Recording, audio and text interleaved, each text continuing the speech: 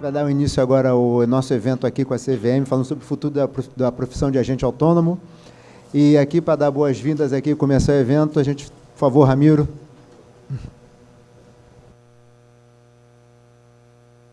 Obrigado, Hudson. Pessoal, bom dia. Bom, queria imensamente agradecer vocês pela presença hoje.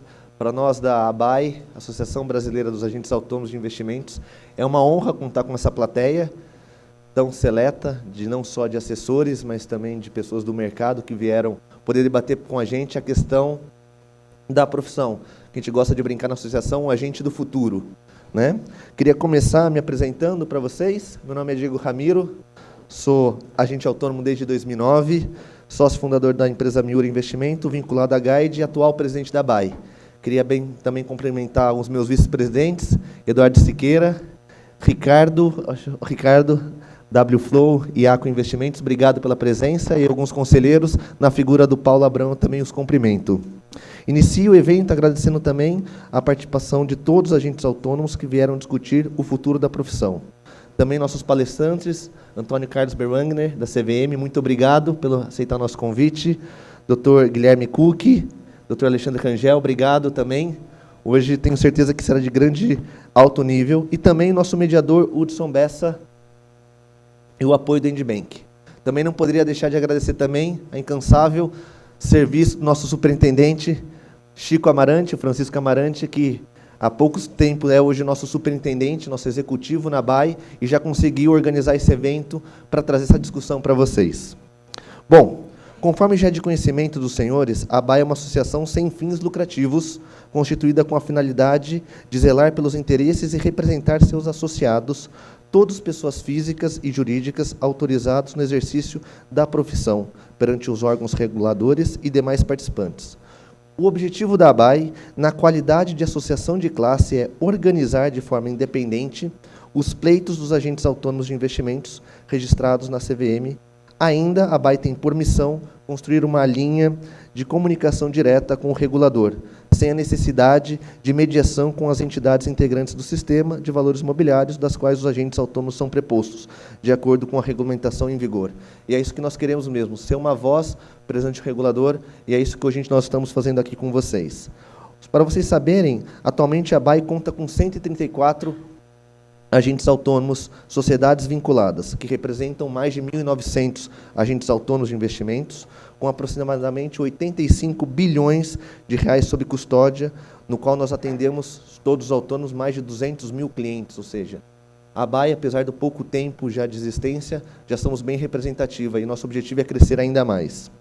Ao chamado da consulta pública, que vai ter agora, da 497, que se encerra no final do mês, nossa associação formou um grupo de trabalho, com a participação ativa de diversos membros da associação, bem como convidados, não agentes autônomos, diferentes especialidades, incluindo executivos de corretoras, advogados, nosso querido Guilherme Cook, obrigado pela ajuda, com o objetivo de tornar uma discussão muito profunda, técnica e democrática, alinhando os interesses de todos os membros da ABAI com os interesses da CVM, dos investidores e do mercado nacional. O resultado do trabalho será discutido aqui pelos nossos comentaristas, Dr. Rangel, Guilherme Cook e o próprio Berwanger, para assim, depois nós submetê-los à CVM. A ABAI parabeniza a iniciativa da CVM, assunto tão relevante de forma conceitual, demonstrando que a construção das regras do nosso mercado é feita de forma plural, democrática e intelectualmente honesta, buscando alinhar nossa legislação à realidade prática do mercado nacional e como essa nossa profissão vem se desenvolvendo. Discutir as regras aplicáveis dos agentes autônomos neste momento é de profunda relevância. Nossa atividade mudou drasticamente nos últimos 20 anos, como o próprio mercado reformulou-se em diversos aspectos. Nosso mercado de capitais evoluiu, sofisticou-se, admitiu a entrada de tecnologia, os ativos disponíveis multiplicaram-se, a poupança pública passou a ser cada vez mais direcionada ao mercado de capitais. A legislação evoluiu, a fiscalização e a autorregulação aprimorou-se e o arcabouço de precedentes administrativos cresceu. Este processo de amadurecimento intensificou-se na última década de forma exponencial, conjugando o aumento do público investidor do mercado de capitais nacional com a sofisticação da regulamentação de diversos participantes do mercado. Considerando o papel de extrema relevância que o agente autônomo teve na condução deste aumento do público investidor, ao atingir o objetivo primordial de sua atividade e realmente levar os investimentos disponíveis no mercado nacional para o grande público, é essencial que a sua legislação também se sofistique.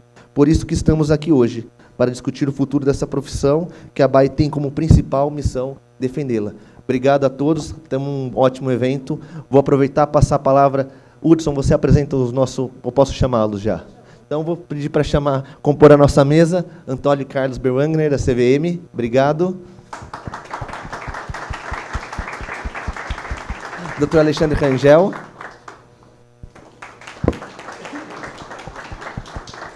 Dr. Guilherme Cook. Bom, sem mais delonga, já passo a palavra Antônio Carlos. Obrigado. Vamos lá, bom dia a todos. Prazer estar aqui. Agradeço o convite da associação para falar desse importante tema, né, que é a regulamentação dos agentes autônomos, né, nesse momento em que a CVM conduz, né, uma audiência pública para tratar de questões relevantes relacionadas à profissão. Importante fazer esse disclaimer, né, a gente é instado a fazê-lo em todas as nossas apresentações, de que as opiniões aqui tratadas são minhas, né, e não necessariamente refletem a opinião da CVM e dos membros de seu colegiado. Bom, rapidamente aqui a trajetória, né, das regulamentações recentes dos agentes autônomos, né, desde a resolução do Conselho lá de 2001, as primeiras normas da CVM. Não vou gastar muito tempo em relação a isso, mas vou focar aqui nessa audiência pública conceitual que a gente está conduzindo agora. Desse trabalho também né, incorpora as contribuições da ABAE no âmbito do projeto da CVM de custo de observância. Esse projeto ele foi conduzido no ano passado. A CVM interagiu com 24 entidades de mercado que representam diversos entes, né, entidades reguladas pela CVM, participantes de mercado regulados pela CVM. A CVM fez reuniões com todas essas entidades e solicitou manifestações sobre... Funcionando bem? E solicitamos, né, manifestações sobre oportunidades, né, de aperfeiçoamento regulatório. A ABAE participou, a CVM convocou, né, convidou a ABAE a participar. Recebemos da ABAE diversas sugestões relacionadas ao aprimoramento da regulamentação dos agentes autônomos e parte, né, dessas sugestões, parte relevante, ela já está sendo incorporada. A gente já aproveitou, né, essas manifestações, essas sugestões para colocar nessa audiência conceitual, né, e sobretudo aqui a questão da forma societária que hoje a norma impõe, né, aos agentes autônomos, pessoas jurídicas. Isso foi um ponto, né, trazido pela ABAE nesse trabalho e que a gente já aqui coloca em discussão pública. Tem questões aqui relevantes que a gente traz também, né, que endereçam transparência e, claro, né, acho que o grande tema dessa audiência pública conceitual é, né, a questão da exclusividade, né, a gente trata isso né, de forma intensa na consulta pública. Um pouco assim da trajetória, né, a gente, em 2011, editou a 497. A 497 ela dá uma guinada, né? Ela é uma norma que vem para endereçar diversos problemas práticos, né? que a CVM evidenciava no mercado, né? Naquele contexto, em 2011. Basicamente, né? Essas questões envolviam, né? Um conflito de interesse na atuação, né? dos agentes autônomos. uma certa confusão do papel comercial e o papel de outras atividades que são reguladas, né, e que tem uma regulamentação específica da CVM para que sejam conduzidas.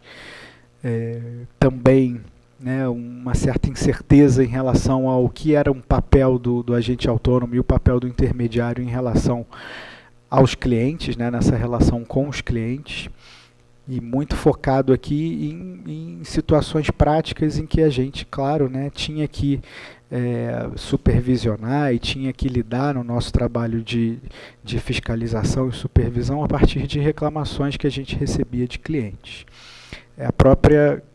Os próprios intermediários, né, tinham uma certa dificuldade de se posicionar em relação aos riscos que aquela estrutura anterior ela gerava para o mercado.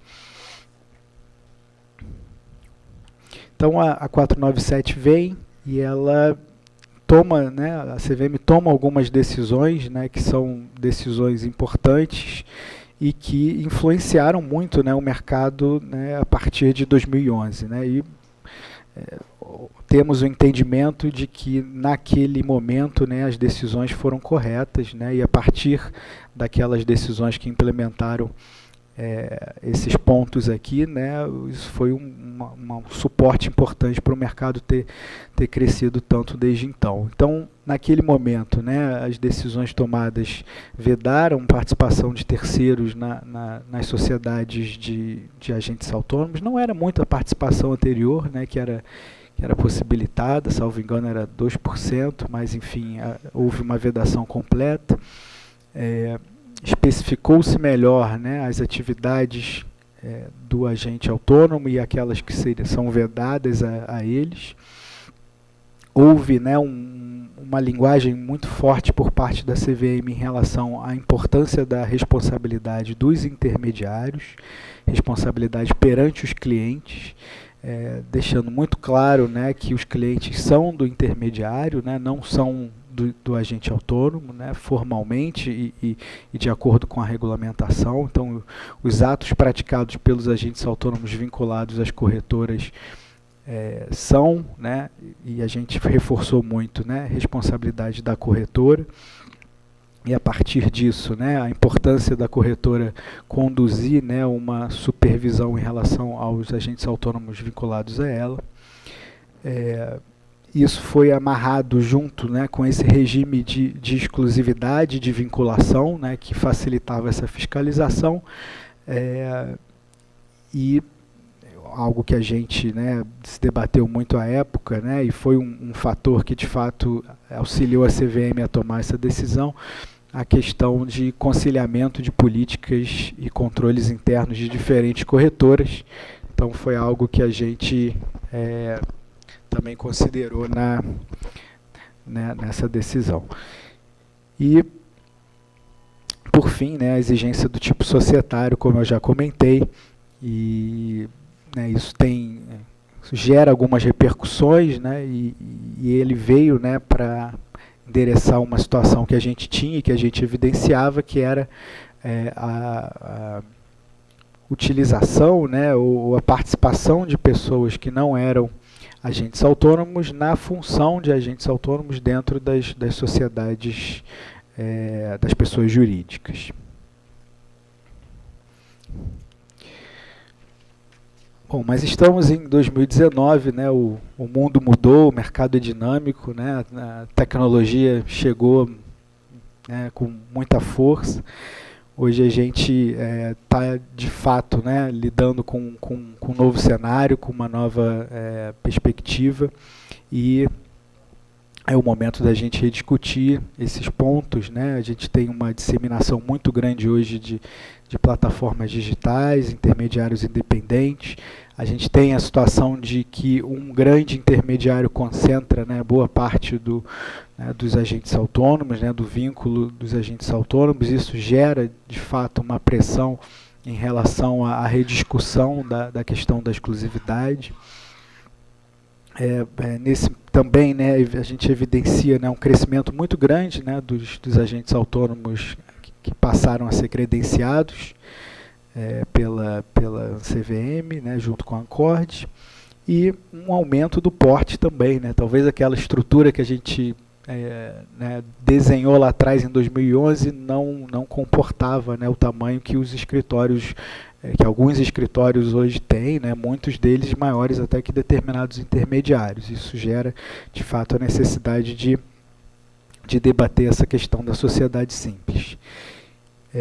Então, hoje, nesse momento, a gente traz assim, 3 grandes questões, né, para o debate nessa audiência conceitual. E por que ela é conceitual nesse momento? Né? Porque não se tem clareza, né, dentro da CVM do caminho a ser tomado. Né? A gente está propondo essa discussão pública, esse debate público, para, em conjunto com o mercado, né, ouvindo, né, as diversas correntes, as diversas opiniões, tomar, né, as decisões que nos parecem mais corretas para lidar com essas situações. CVM não tem, nesse momento, um posicionamento definido, né, em relação a esses pontos, e daí a importância de conduzir esse debate, né, e a opinião de todos vai ser considerada. Então, os 3 grandes temas aqui, né, o fim da necessidade de constituição das pessoas jurídicas como sociedade simples, o fim da exclusividade de vínculo comercial com intermediários e a imposição de maior transparência quanto às remunerações dos agentes autônomos, né, e lidando aí com as questões de conflito de interesse.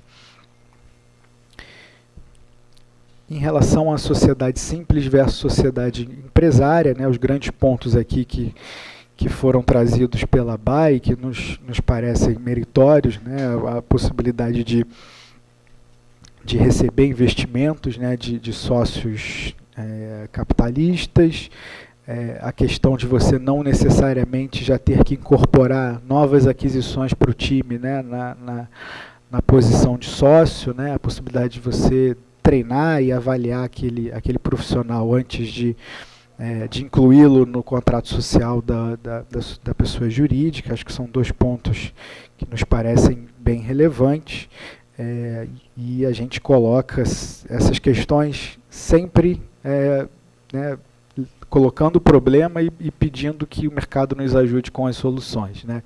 Como a gente lida com os problemas que podem advir desse fim, dessa exigência, e, né, nesse sentido, né, como a gente pode evitar que os problemas do passado se repitam, né, que pessoas que não são credenciadas atuem como agente autônomo, aqui nessa circunstância a principal desses problemas. A exclusividade, né, aqui a gente tem pontos relevantes, né, a gente tem sido muito desafiado a lidar com essa questão, principalmente, né, com o argumento de que essa regra ela tem um potencial de inibir a competição no mercado de intermediação, né, entre os intermediários, uma vez que os agentes autônomos ficariam mais dispostos a se relacionar ou se vincular àqueles intermediários que já estão mais constituídos, que têm uma gama maior de produtos, né, um rol maior de clientes. É um argumento de que essa exclusividade ela acentua ou ela contribui para aumentar, né, barreiras à entrada ao mercado de intermediação, não dos agentes autônomos, mas de intermediação, né, dos intermediários, corretores.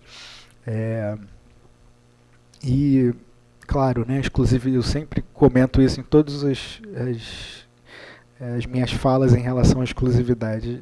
Exclusividade não é um fim em si mesmo, a CVM não tem nenhum apreço especial à exclusividade. A exclusividade foi colocada para lidar com problemas específicos que se evidenciaram à época. Se esses problemas conseguirem ser endereçados por meio de uma outra abordagem regulatória, não temos problema nenhum em abandoná-la e adotar essa outra abordagem regulatória.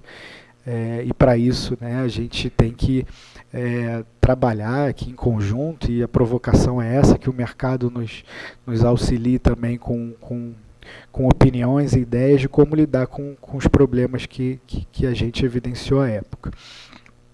E basicamente, né, aqui a gente está discutindo, né, esse papel do intermediário como gatekeeper, né, como a posição, né, a figura que vai, né, supervisionar os agentes autônomos, como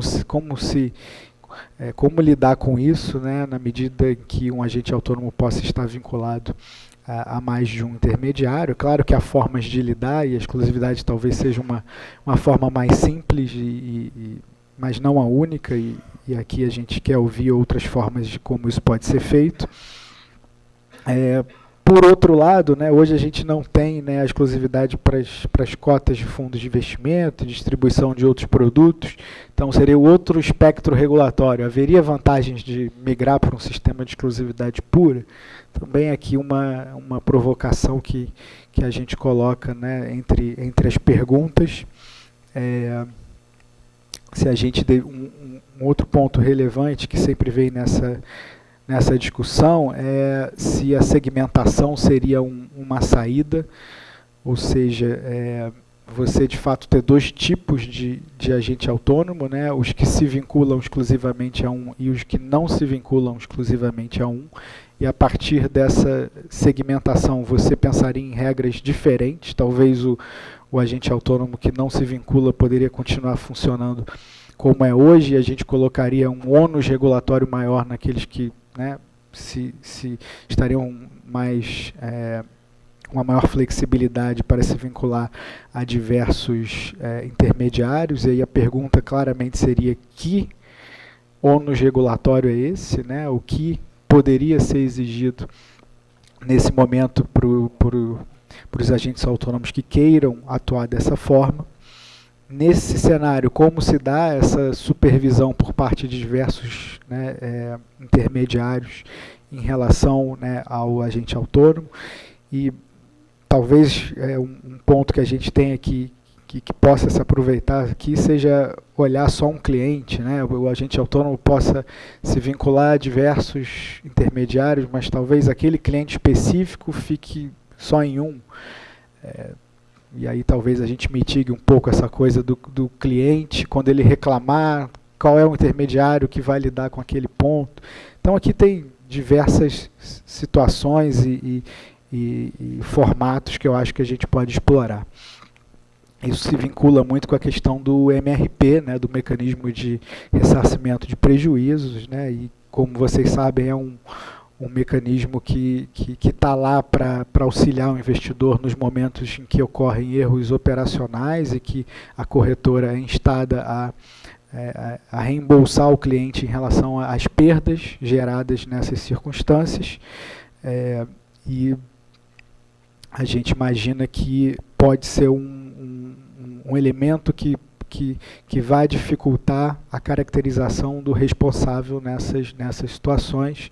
Então, há de se avaliar como esse mecanismo pode funcionar de uma maneira adequada nesse cenário. Questão da transparência, né, o último grande ponto aqui dessa audiência pública conceitual. A gente parte aqui de um objetivo, né, de uma missão da CVM claro, além de dar mais transparência, né, de dar mais consciência para o investidor, né, em relação às aplicações deles, o que motiva, né, uma eventual recomendação.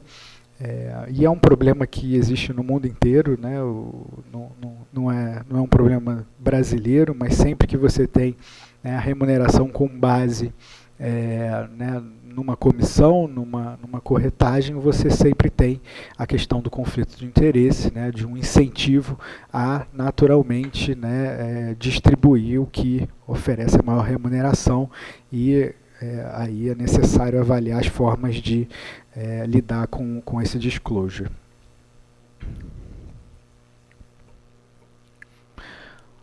Bom, gente, de uma maneira geral é isso. Eu passo aqui a palavra para os meus colegas e a gente fica à disposição aqui para depois debater com vocês. Tenho certeza que há diversas questões aqui que se relacionam né, esses 3 grandes temas da audiência. E muito obrigado.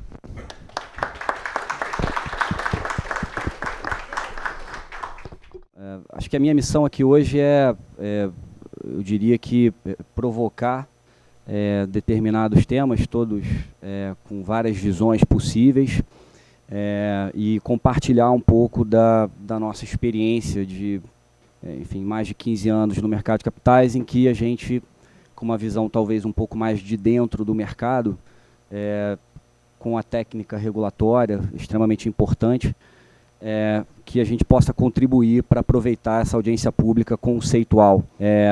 Eu começaria pela questão do tipo societário, né, algumas ponderações jurídicas que eu acho que são importantes. O primeiro ponto é que o fato de que o agente autônomo, pessoa jurídica, ele precisa ser uma sociedade simples, ele tem algumas implicações jurídicas previstas expressamente no Código Civil, que muitas vezes não ficam muito claras para todos, mas a mais relevante, basicamente, consiste no fato de que as sociedades simples, a figura do sócio pessoa física, o patrimônio pessoal dele, depois de esgotado o patrimônio da sociedade, da pessoa jurídica, a previsão da lei é expressa no sentido de que o patrimônio pessoal do sócio responde pelas dívidas que não forem satisfeitas pelo patrimônio da sociedade. Então, eu não preciso nem falar em desconsideração da personalidade jurídica, não é esse o ponto.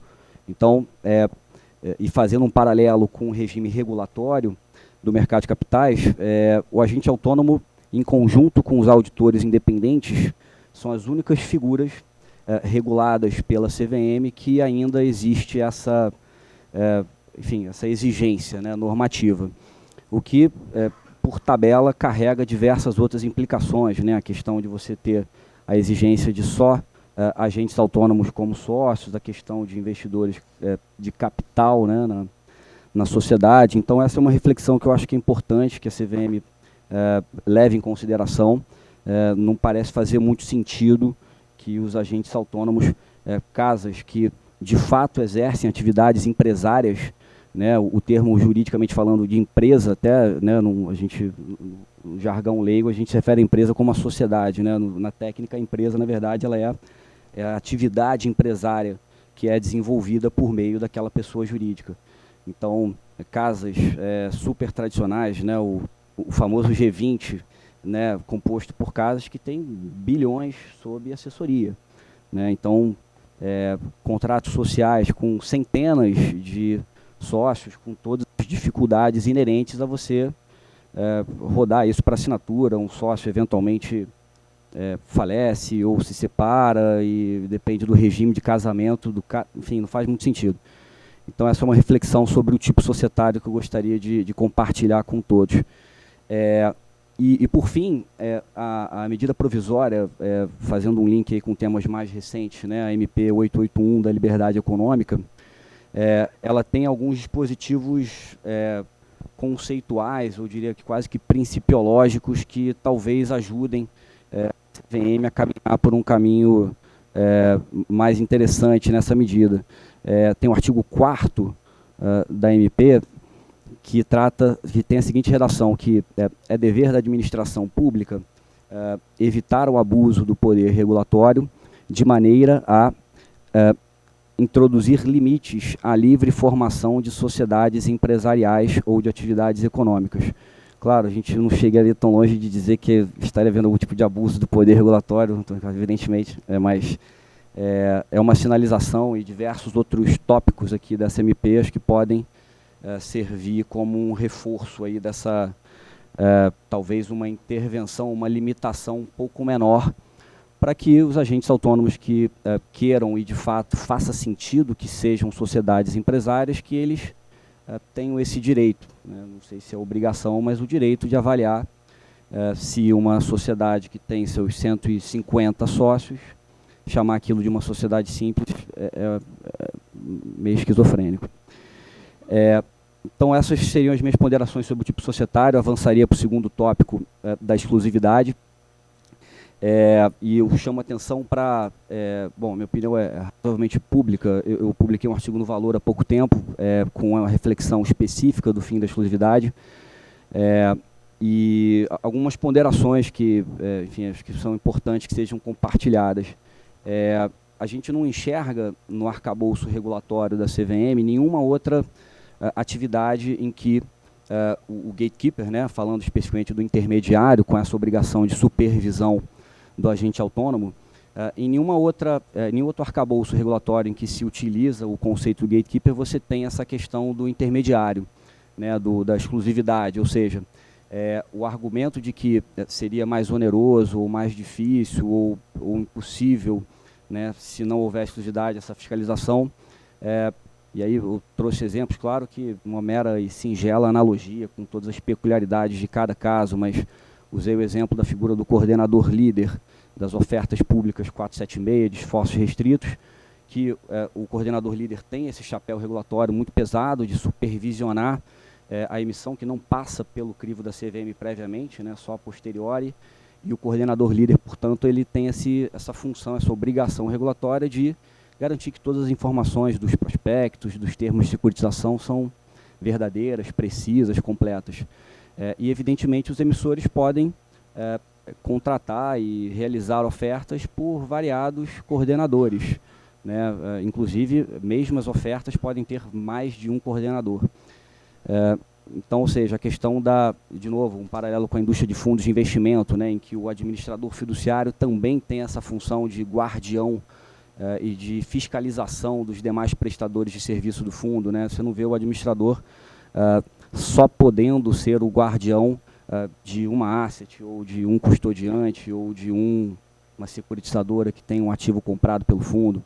Então, essa é uma reflexão que eu acho que cabe exercitar um pouco mais para entender se, de fato, o mercado e a indústria de agentes autônomos justificam um tratamento de exclusividade baseado nesse argumento de que, por intermediário, seria, não por intermediário, mas eu digo, do ponto de vista regulatório, seria mais complicado entender de quem seria a responsabilidade, né, já que aquele agente autônomo poderia estar plugado ou vinculado a mais de uma plataforma. Uma outra ponderação que eu trago também eu tenho uma visão talvez mais pragmática de que eu não vejo, claro que é uma discussão importante da exclusividade, mas eu não vejo efeitos práticos, né, supondo que no D+1, com a edição da nova 497, a CVM libere e autorize os agentes fiduciários, os agentes autônomos a contratar com mais de uma plataforma.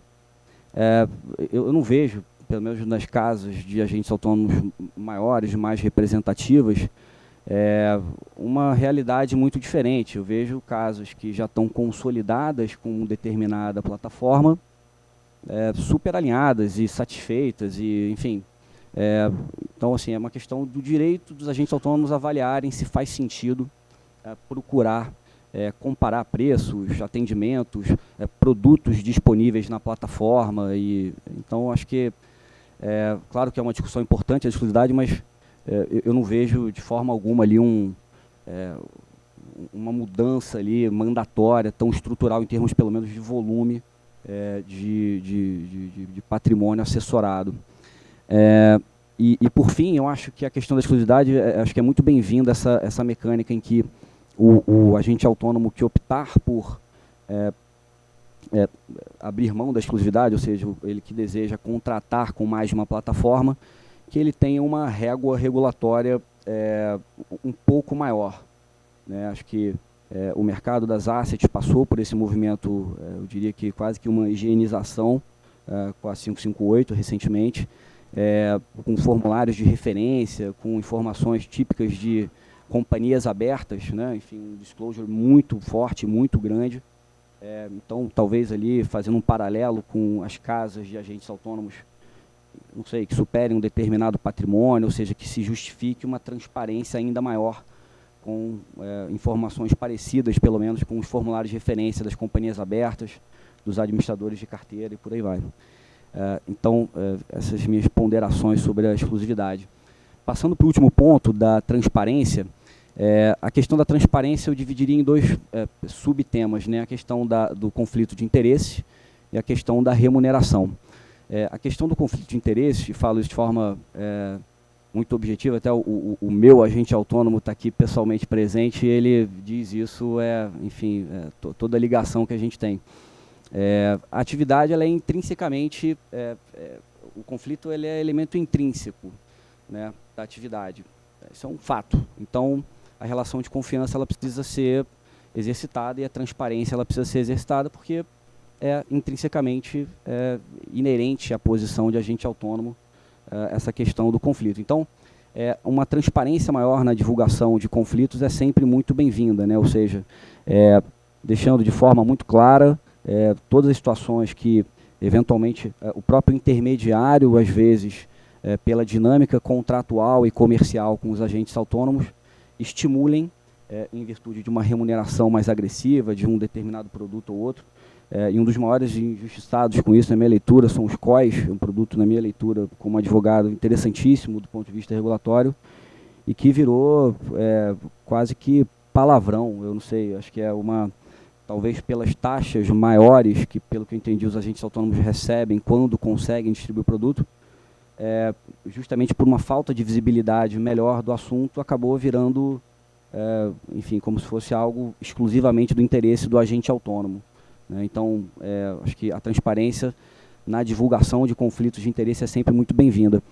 E com relação à parte da remuneração do agente autônomo, e aí eu tenho uma visão um pouco mais extensa do conceito, eu acho que não parece fazer muito sentido que essa transparência da remuneração se aplique só na chamada perna final dessa relação, dessa cadeia de distribuição.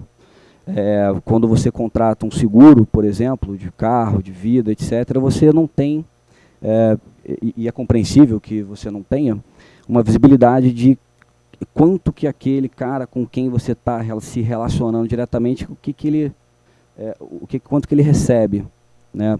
Então, acho que talvez uma escolha talvez binária, né? Assim, ou se abre de forma muito transparente, com todos os desafios inerentes a essa opção, toda a cadeia de remuneração, de toda a cadeia de distribuição, incluindo questões internas de intermediário, que seriam desafios regulatórios, na minha leitura, muito, muito altos, ou parece não fazer muito sentido que você, de certa forma, penalize, de certa forma, com essa transparência a remuneração desse canal de distribuição tão valioso e precioso que é o agente autônomo.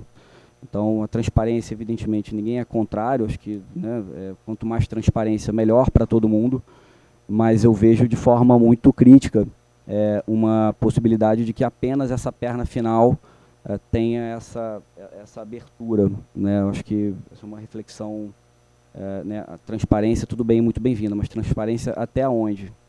Né? Ou é uma transparência completa, ou, eventualmente, talvez não faça sentido se pensar numa transparência só dessa parte final da cadeia de distribuição. Bom, o último tópico aqui que eu gostaria de, pedindo desculpas pelo tempo, Chico, não sei se me alonguei mais do que o necessário, mas além dos 3 tópicos, eu coloquei aqui 2 outras questões que eu acho que a CVM poderia, uma ótima oportunidade, que ela avalie de que forma tratar regulatoriamente esses 2 próximos temas. Primeiro, é uma avaliação de mercado da grande dificuldade que existe na prática, não do ponto de vista jurídico e regulatório das normas, que eu acho que a diferença é muito clara, mas a figura do consultor versus o agente autônomo. Os agentes autônomos, eles são, nas palavras da própria CVM, eles são investidores profissionais com relação aos próprios recursos.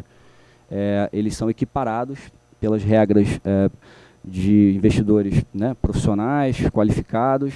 Eles ocupam o degrau mais alto, né, podem comprar cota de FDIC-NP, podem comprar ofertas 476, enfim, eles são presumivelmente muito capazes, com razão.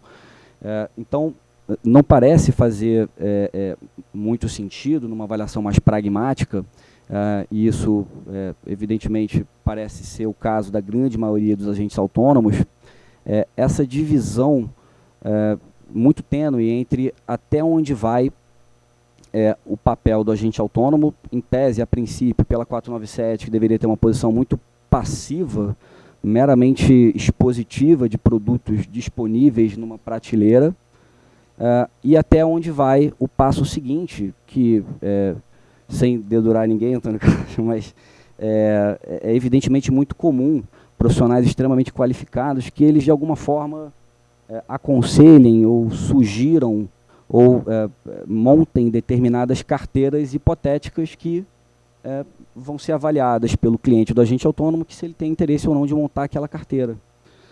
Então, ou seja, de forma jurídica, isso de certa forma poderia ser confundido com uma atividade de consultoria, né? Ou seja, o agente autônomo estaria ali sugerindo carteiras e opinando de forma mais assertiva e menos passiva. Então, assim, eu não tenho uma resposta para isso, mas acho que me parece uma constatação, né? Me parece uma linha muito tênue de você, até onde o agente autônomo pode ir e até onde, em tese, a princípio, estaria atuando de forma irregular como um consultor de valores imobiliários, tá? Então, essa era uma questão. E a última era a questão que acho que está muito atrelada com a discussão da exclusividade, seria, de certa forma, um olhar um pouco mais atento do regulador para que eventuais mudanças de intermediário possam acontecer de forma jurídica e operacional um pouco mais, eu diria, civilizada e organizada, se de fato, contratualmente, isso for possível, se de fato as partes tiverem interesse, né? Usando o exemplo de portabilidade, hoje em dia números de celular das operadoras de telefone é um exemplo super bem sucedido e fácil de se fazer. Isso perpassa, evidentemente, diversas outras questões, né, acerca de quem é o cliente, né? O Antônio Carlos comentou aqui do cliente do intermediário, e a gente acompanha de fora algumas manifestações judiciais, e essa é uma grande questão, né, de quem é o cliente, né? De certa forma, eu diria que não é exclusivamente de nenhuma dessas pontas, não é só do intermediário e também, ao mesmo tempo, não é só do agente autônomo. Eu acho que é um mix ali de entre aspas, de titularidade desse cliente, né? Acho que o conceito jurídico seria um pouco esse.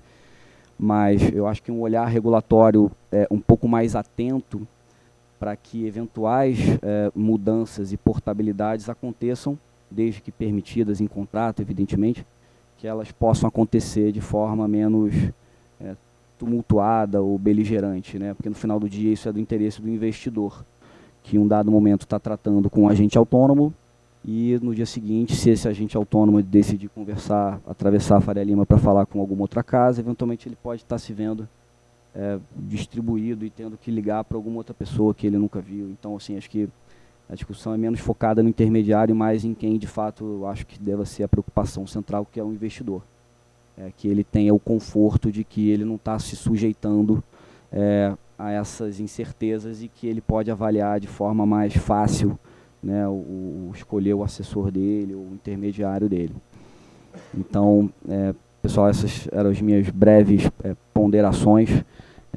Obrigado a todos pelo tempo e especialmente a ABAI pelo gentil convite. São todos temas, eu sei, polêmicos de certa forma, e vou ficar muito feliz de ouvir depois os comentários de todos sobre os assuntos. Muito obrigado, pessoal.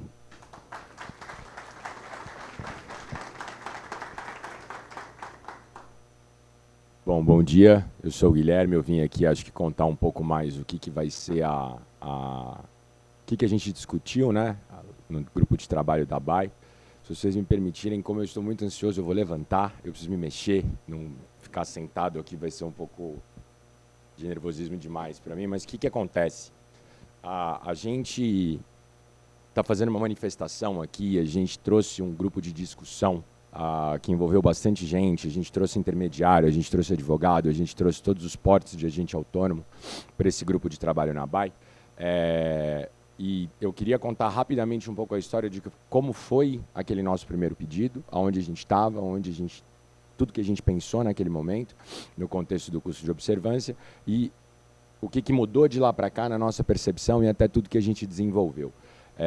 A gente conversou muito na associação com muita gente, foram feitas pesquisas com agentes autônomos, vieram demandas de todos os tipos, né? Quando você pergunta, o que você quer que mude na norma?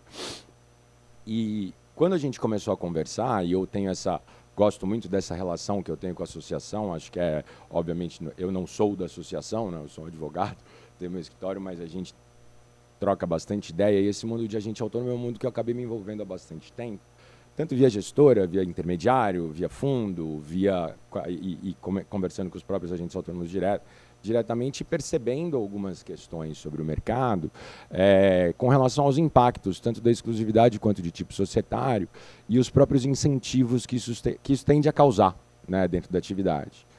E num dado momento, quando a gente puxa lá para a história de 2011, como o próprio Berwanger trouxe, do porquê da exclusividade, o porquê da sociedade simples, a gente percebe algumas preocupações da CVM que faziam bastante sentido à época de 2010. Quando a gente olha o edital de audiência pública, né, dessa própria audiência conceitual que a gente está lidando agora, como o próprio Berwanger trouxe, a gente estava lidando basicamente com duas coisas ali. Uma dificuldade muito grande de fiscalização pelos intermediários, pela ausência da exclusividade, né? Esse é o primeiro motivo pelo qual a exclusividade apareceu. Essa dificuldade estava partindo de duas premissas, e duas premissas que faziam bastante sentido também. A primeira, as regras entre as corretoras não são uniformes. Então, não necessariamente as corretoras vão ter as mesmas regras, e um preposto com mais de uma corretora vai ter regras diferentes para obedecer, não necessariamente vai conseguir fazer com que tudo isso case no dia a dia dele.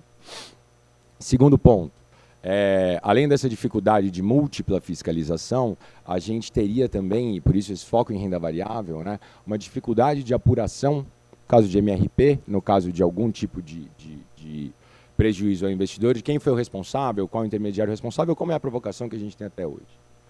Quando a gente vê a premissa do que foi a decisão pela sociedade simples e para que se mantenham apenas sócios agentes autônomos, a gente percebe ali na própria manifestação uma razão que também fazia bastante sentido.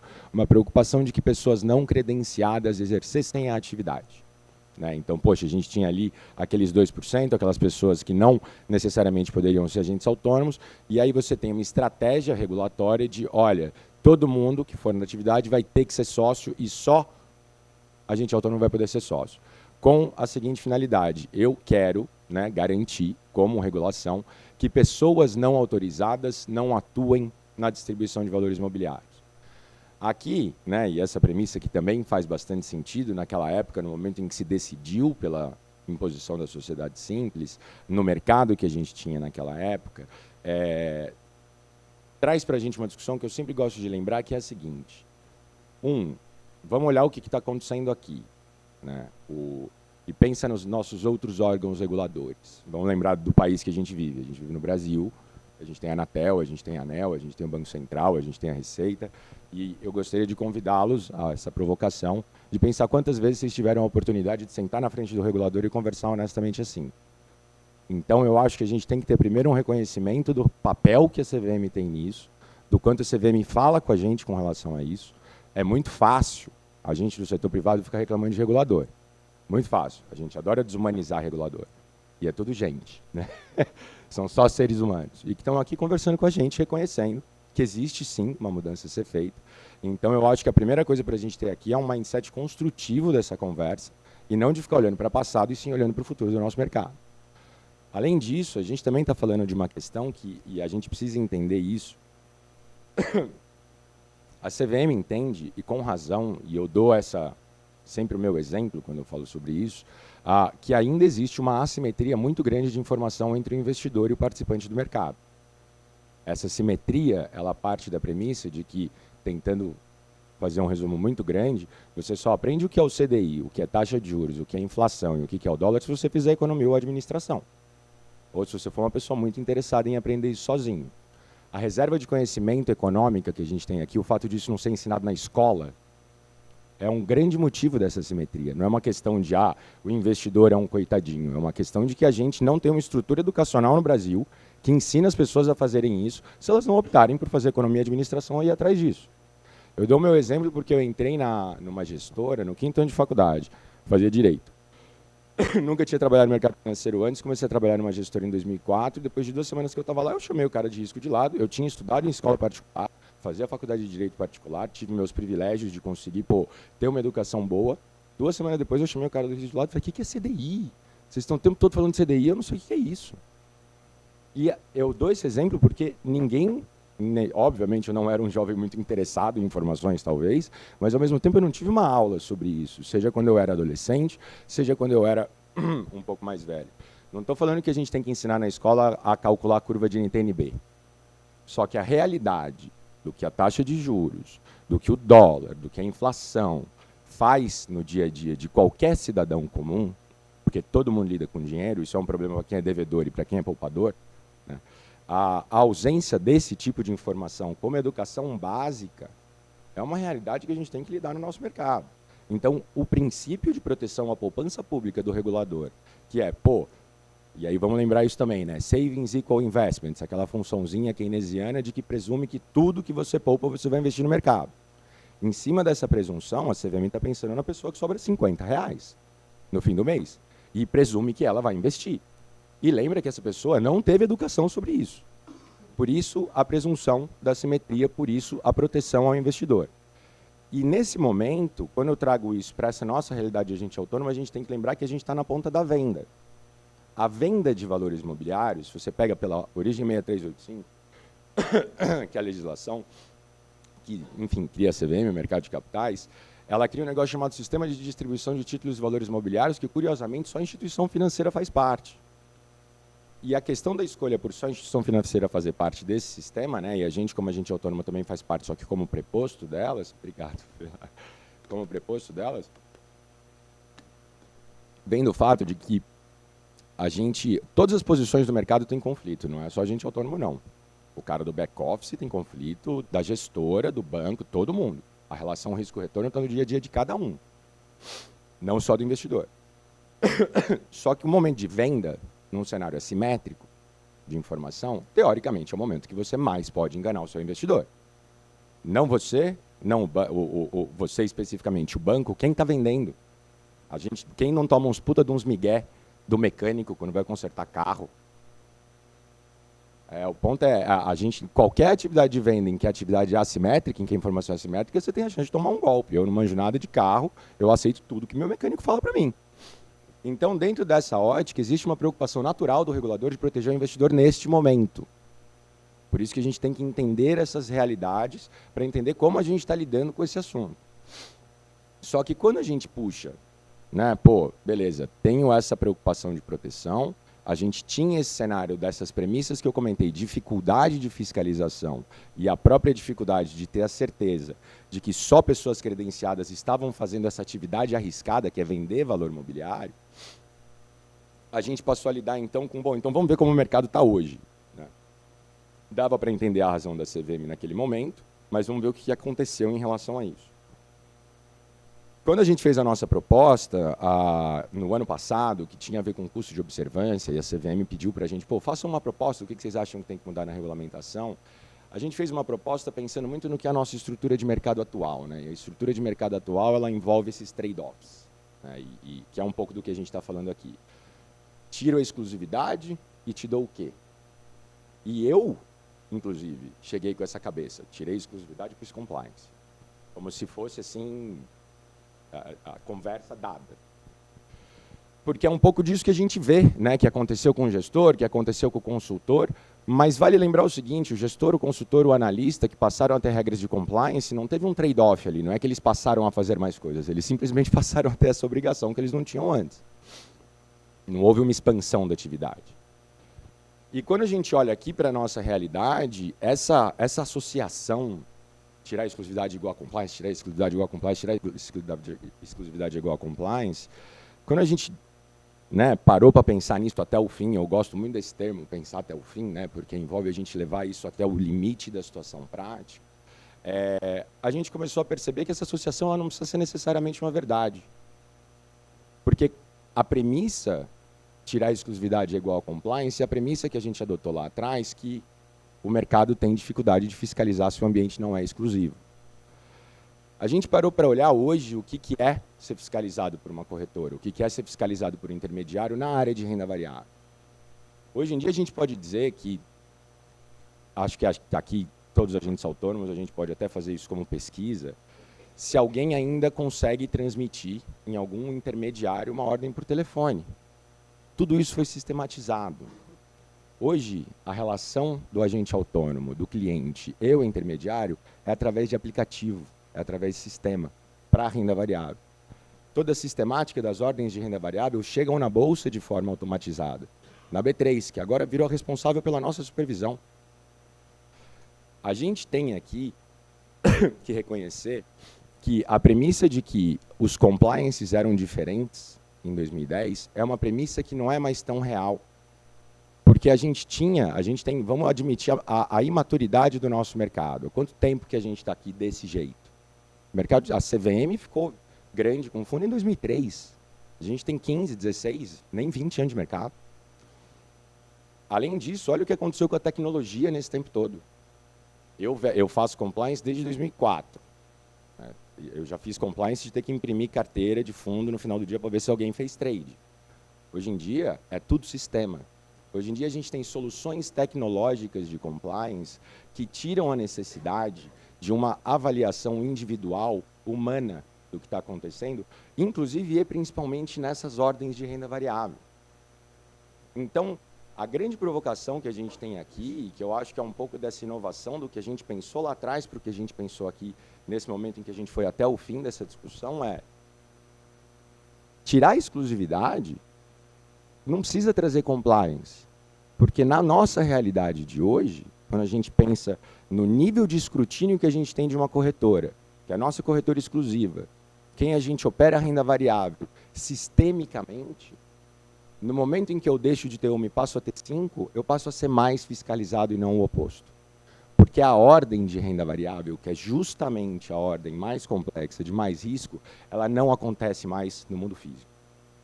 E essa, eu acho que é, e assim, para mim, pessoalmente, quebrar essa premissa, entender isso e olhar corretora a corretora, sistema a sistema, os sistemas de compliance que têm sido utilizados para fiscalizar o agente autônomo, hoje eu consigo, e você vai ver que na nossa manifestação essa frase está grifada, afirmar com muita honestidade intelectual de que hoje trabalhar para 5 corretoras com renda variável é mais fiscalização do que menos.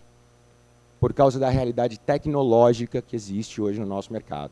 E essa é a mudança. A gente teve uma mudança muito forte, e quem está no mercado há muito tempo acompanha isso, de cultura de compliance. De cultura de compliance no sentido de entender o que é compliance. Durante muito tempo, o compliance brasileiro foi extremamente cínico. Sendo muito sincero, todo mundo sabe. Quanto tempo que a gente ficou em várias outras entidades em que o manual está lá só para ler? Quantas vezes eu, na minha vida, entreguei o manual de compliance como última resposta de uma due diligence que eu estava fazendo, e não como a primeira? Então, a gente saiu de um cenário, e não estou falando de cinismo no sentido de, antes a gente era do mal. Não, a gente estava aprendendo, é um mercado em desenvolvimento.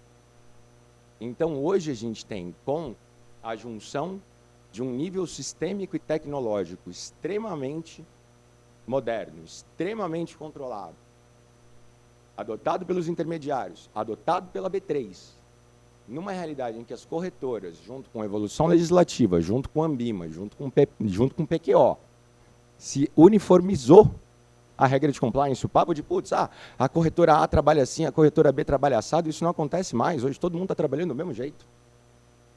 Então, o ponto que a gente tem, e eu sei que essa é a provocação mais difícil, por isso que eu queria começar por ela, é tirar a exclusividade, a associação tirar a exclusividade igual a mais compliance, a gente está testando um pouco essa hipótese, especificamente a da exclusividade. Porque quando a gente pensa nos malefícios que ela traz hoje, e isso também foi uma conversa que a gente teve até o fim, qual é a afirmação correta? A exclusividade causou a concentração de mercado? Essa afirmação não é verdadeira. E a gente tem que parar e saber que a exclusividade não causou a concentração de mercado. O que causou a concentração de mercado foi gente muito focada no mercado, enquanto outros não se interessavam. Só isso. O que aconteceu, no entanto, é que, com o desenvolvimento do nosso mercado, ele se concentrou e hoje a exclusividade dificulta a livre concorrência. Dificulta a entrada de novos entrantes, mas ela não causou a concentração. A gente tem que assumir essas coisas e entender elas de verdade. Hoje, quando a gente vê essa concentração, e aí eu gosto sempre de trazer essa situação prática, né, de pensar no, eu e Eduardo, eu e o Francisco, a gente trabalha num banco, somos bom pra cacete do comercial do banco, do private e tal, e a gente resolve empreender. Vamos sair do banco, vamos empreender, eu e você. Se eu quero empreender hoje no mercado de distribuição, eu tenho duas opções. Ou a gente é um agente autônomo, sociedade simples, que o cliente não é nosso, preposto, só trabalha com exclusividade, com uma corretora, essas coisas. E aqui vale dizer, a sociedade simples ela traz uma realidade que é a ausência completa do que a gente chama de equity value. Né? Porque aqui eu não tenho, assim como eu não tenho a capacidade de negociar a minha ação e, portanto, eu não tenho valor de mercado, a própria sociedade simples me tira da percepção de sociedade empresária como atividade empresarial e, portanto, algo que pode ser avaliado. Pode ser avaliado institucionalmente, independentemente das pessoas. Ou eu vou ser esse carinha, pequenininho, ou eu sou um banco. A gente não tem uma opção do meio nesse nosso empreendimento. Quando a gente testa a hipótese do vamos fazer uma opção do meio, como a gente conversou na última proposta, vamos criar então essa figura do agente autônomo que tenha mais de 20 sócios, tal, uma segmentação por tamanho. A gente mesmo desenvolveu mais essa conversa para chegar num cenário, na verdade não tem a ver com tamanho. Eu preciso olhar, a gente olha para essa situação no seguinte sentido, né? E eu tenho muito essa percepção também.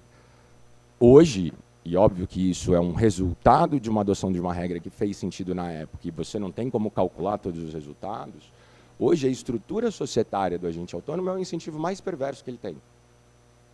Porque quando ele não tem equity value, quando ele não tem futuro da empresa, ele quer o quê? Caixa. Como é que você faz caixa? Um giro. Porque a ausência de você conseguir criar um valor patrimonial numa sociedade simples acaba se tornando um incentivo ruim. Porque, que futuro que eu tenho se daqui a 10 anos eu não posso vender minha empresa? Que futuro que eu tenho se daqui a 5 anos, se eu falecer, meu filho não pode herdar a minha empresa? Então, no final das contas, essa estrutura, junto com a questão da exclusividade, onde no final das contas a gente fica muito dependente de uma pessoa, e aí vamos lá, vou incorporar aqui Guilherme, advogado de M&A. Alguém vem me contratar para, não, quero comprar um agente autônomo, tal, fingindo num cenário em que poderia comprar esse agente autônomo. E esse agente autônomo é exclusivo, e aí você vai ter, qual vai ser o principal ativo que a gente vai avaliar como due diligence? Esse contrato de exclusividade. E entender o quanto que ele está na mão ou não de alguém. E aí eu vou olhar e falar assim, sim, ele está na mão de alguém, e esse contrato pode ser encerrado a qualquer momento, aí, o que você comprou? Então, essa ausência de mobilidade societária que a gente tem hoje, aí até misturando um pouco sociedade simples com exclusividade, faz com que isso acabe se tornando um incentivo também perverso. A gente tem uma outra percepção também, que é uma coisa que a gente percebe quando você sai da 434 para a 497, é que houve, como o próprio Berwanger mostrou muito bem, um shift ali de visão de o que é o agente autônomo. Se a gente repara, a 497 faz com que o agente autônomo seja uma atividade individual, é de pessoa física. Se você quiser montar uma sociedade, você até pode, só que você vai montar isso como instrumento, não como atividade empresarial. O que fez bastante sentido na época. Só que tinha ali uma cabeça, né, e que é de... E a gente falou isso desde o começo, né? A função do agente autônomo mudou, tudo mudou, o mercado mudou. Olha o mercado que a gente está hoje, olha o quanto a gente se desenvolveu, olha o tipo de ativo disponível que tem, olha como o negócio está mais sofisticado, olha quanta gente veio para o mercado. E quando a gente olha para esse aspecto do desenvolvimento do mercado, eu lembro de ter, e nessa época que saiu a 497, eu trabalhava na 20, a gente estava montando o projeto Apogeu, então a exclusividade interferia diretamente na parte de distribuição de fundo, então a gente foi conversar, entender, poxa, vamos não colocar exclusividade em fundo, foi toda uma conversa muito legal, e ali a gente teve a percepção de que a CVM queria evitar novos agentes autônomos maiores que intermediários, porque é uma coisa muito esquisita, uma sociedade simples desse tamanho.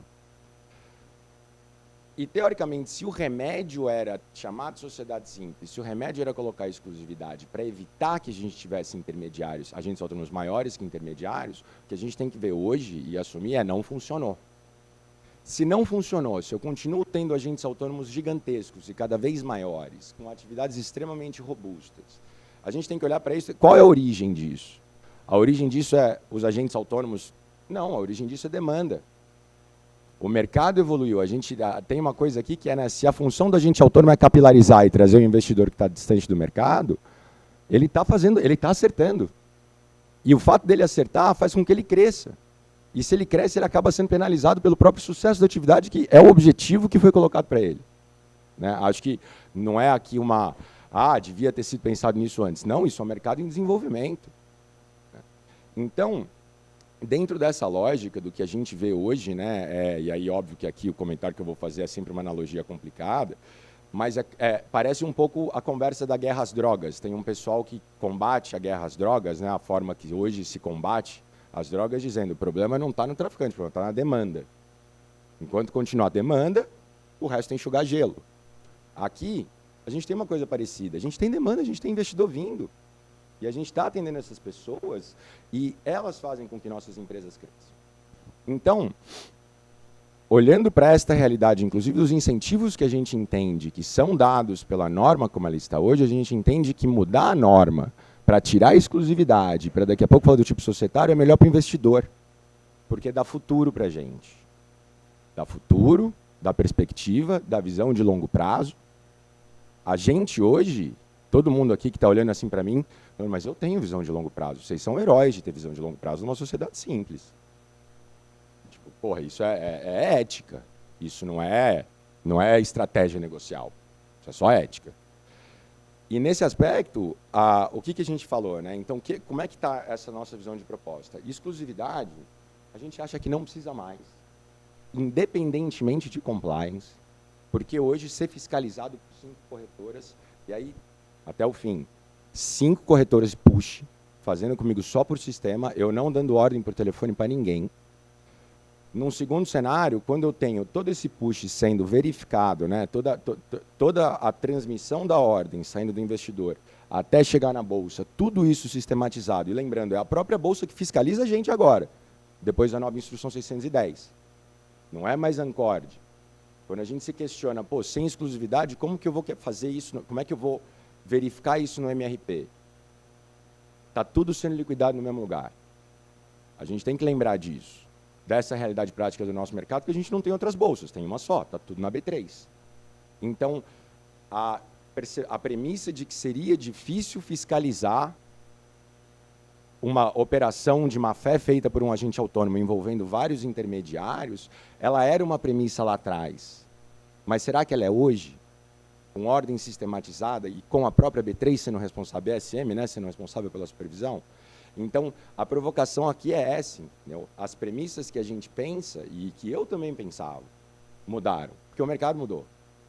E o sistema fez isso, cultura fez isso, e tecnologia fez isso. Quando a gente vai para o tipo societário, que aí a conversa muda um pouquinho. Porque, realmente, a gente discutiu muito essa questão dos portes, né? E a gente tem muitos tipos de sociedade agente autônomo, conforme a própria CVM demonstrou no gráfico. Tem muita sociedade muito grande, com número grande de sócios, muitas sociedades menores com número pequeno de sócios. Quando a gente pensa aqui, pô, mesmo trabalhando com várias corretoras, eu tenho mais compliance do que menos. E aqui vale dizer de novo, mais compliance do que menos, pela realidade toda da ordem de renda variável, e até um ponto que eu tinha esquecido de comentar. Depois que a gente tem toda essa sistematização da ordem, o que mais essas corretoras vão começar a olhar? Vão ver meu site, vão ver como eu me comunico com o cliente. É mais gente me olhando, não menos. E a minha atividade continua sendo a atividade com o nível de risco que a gente sempre teve. Porque não transita recurso pela gente, porque hoje, ainda mais, a gente está conectado tecnologicamente ao mercado. Então, a minha própria premissa, quando eu entrei nessa conversa 1 ano e meio atrás, que era vamos deixar o bicho parecido com gestor, parecido com consultor, com diretoria de compliance, diretoria de PLD, a gente faz o cadastro, a gente... Por quê? Considerando a estrutura de controle que a gente tem do intermediário. Hoje, a nossa proposta não pede para a gente deixar de ser preposto. Hoje, a nossa proposta, a gente quer continuar preposto, a gente não quer falar o cliente é meu, não vamos entrar nessa briga. Com o Open Banking, o cliente é do cliente. Tudo isso está mudando.